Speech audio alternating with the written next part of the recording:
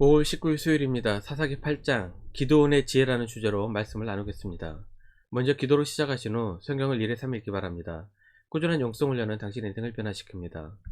말씀 다 묵상하셨습니까? 첫 번째, 기도원의 지혜. 1절입니다.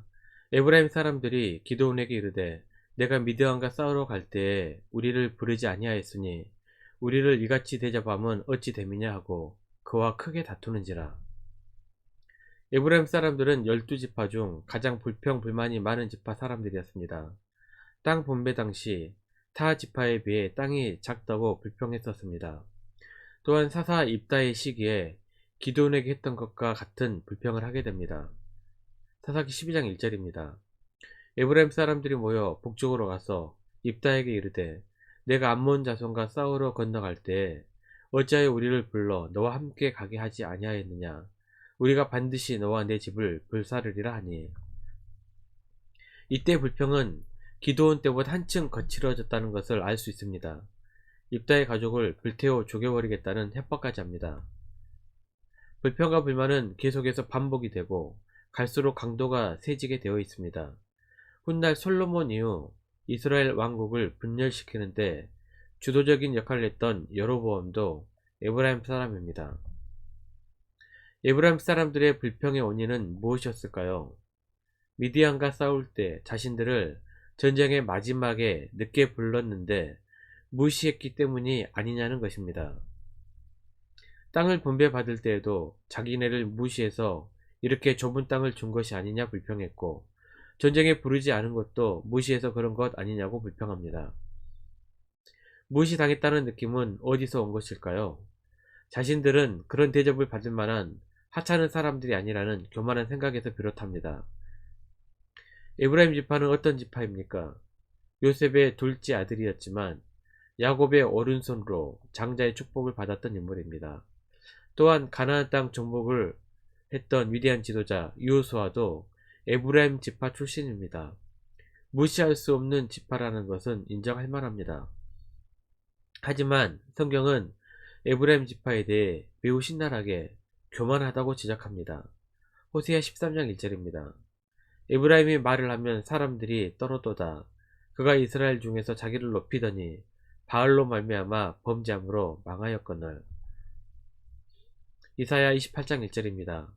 에브라임의 술 취한 자들의 교만한 면류관은 화 있을진저 술에 빠진 자의 성 곧 영화로운 간같이 기름진 골짜기 꼭대기에 세운 성이여 세잔에 가는 것 같으니 화 있을진저. 아무리 좋은 출신이라 하더라도 자신을 높이는 것은 교만입니다. 교만은 패망의 지름길입니다.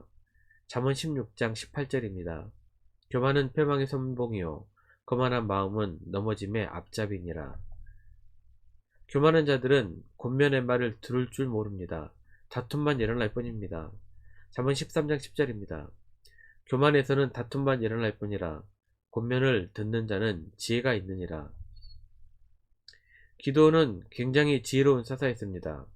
전쟁이 끝나지도 않은 상태에서 교만한 에브라임과 다툼 대신 그들을 칭찬하면서 그들의 노여움을 풉니다. 2절입니다. 기드온이 그들에게 이르되 내가 이제 행한 일이 너희가 한 것에 비교되겠느냐. 에브라임의 끝물 포도가 아비에셀의 만물 포도보다 낫지 아니하냐.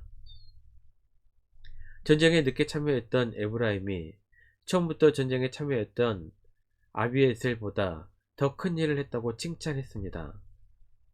자신을 낮춘다고 그 사람이 무시당하지 않습니다. 오히려 낮추면 더 높아집니다. 누가복음 14장 11절입니다. 무릇 자기를 높이는 자는 낮아지고 자기를 낮추는 자는 높아지리라.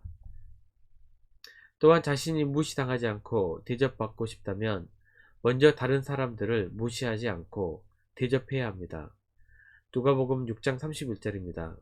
남에게 대접을 받고자 하는 대로 너희도 남을 대접하라. 이러한 기드온의 모습은 참으로 겸손했고 지혜로운 것이었습니다. 두 번째, 사명은 완성할 때까지 멈추지 않아야 한다. 4절입니다. 기드온과 그와 함께한 자 300명이 요단강에 이르러 건너고 비록 피곤하나 추격하며. 하나님의 일을 하다 보면 방해를 받는 경우가 참으로 많습니다. 일을 하기 때문에 듣기 싫은 말도 들어야 하고 질투하는 사람들도 있는 것입니다. 기도원이 잘 되는 꼴을 참아보기 힘들었던 사람들이 많았습니다. 에브라임 지파는 불평을 합니다. 수컷 사람들과 분우의 사람들은 요단 동편의 갓 지파 땅에 거주하는 동족인데 떡을 달라는 요청을 거절합니다. 자존심이 상하고 피곤하고 배가 고픈데도 불구하고 기드온과 300명의 용사들은 사명을 완수할 때까지 멈추지 않았습니다. 수많은 방해와 질투에도 불구하고 끝까지 임무를 완성합니다. 12절입니다. 세바와 살문나가 도망하는지라 기드온이 그들의 뒤를 추격하여 미디안의 두 왕 세바와 살문나를 사로잡고 그 온 진영을 격파하니라. 끝까지 믿음으로 충성했을 때 하나님께서는 또다시 능력을 베푸셨습니다. 그리고 300명의 용사로 남은 15,000명을 완전히 격파시켜버립니다. 세 번째, 끝이 아름다워야 한다. 기드온과 300명의 용사 이야기는 삼손의 이야기만큼 유명한 이야기입니다. 믿음의 용사였던 기드온의 끝은 그의 명성만큼 좋지는 않았습니다. 이스라엘 사람들은 300명으로 13만 5천 명을 격파시킨 위대한 업적을 달성한 기드온을 왕으로 모시고 싶어 합니다. 하지만 기드온은 하나님만이 통치자이시라면서 거절을 합니다. 23절입니다. 기드온이 그들에게 이르되 내가 너희를 다스리지 아니하겠고 나의 아들도 너희를 다스리지 아니할 것이요 여호와께서 너희를 다스리시리라 하니라. 그런데 기드온에게 하나의 욕심이 있었습니다. 27절입니다. 기드온이 그 금으로 에봇 하나를 만들어 자기의 성읍 오브라에 두었더니 온 이스라엘이 그것을 음란하게 위함으로 그것이 기드온과 그의 집의 올무가 되니라. 왕이 되고 싶은 욕심은 없었는데 종교적 지도자가 되고 싶은 욕심이 있었습니다.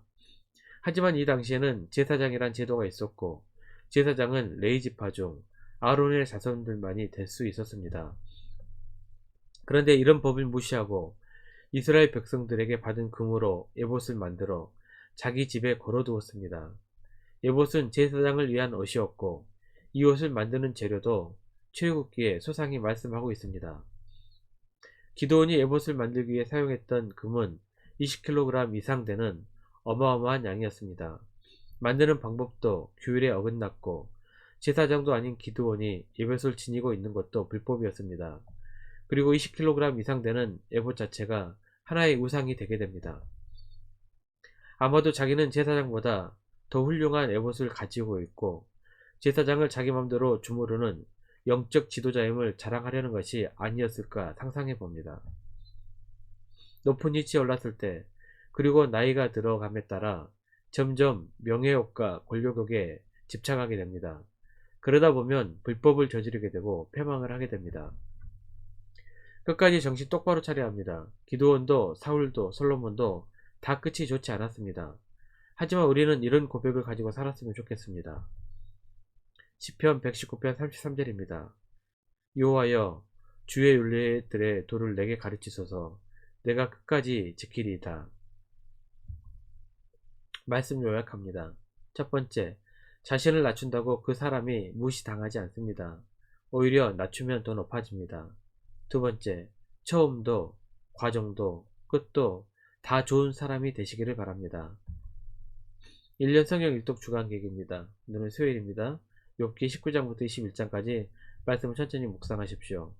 5월 중보 기도 제목입니다. 5가지 기도 제목을 놓고 기도하시고 개인 기도 시간을 충분히 가지시길 바랍니다. 가정에서 기도하시기 힘드신 분들은 주중 기도 시간을 이용하시면 됩니다. 새벽 6시부터 밤 10시까지입니다. 편하신 시간에 나오셔서 정기적으로 기도하시길 바랍니다. 하루 30분씩 최선을 다하시기 바랍니다. 그러면 여러분의 삶이 변화될 것입니다.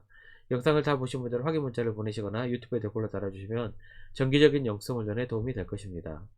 오늘 하루도 승리하시기를 기도합니다.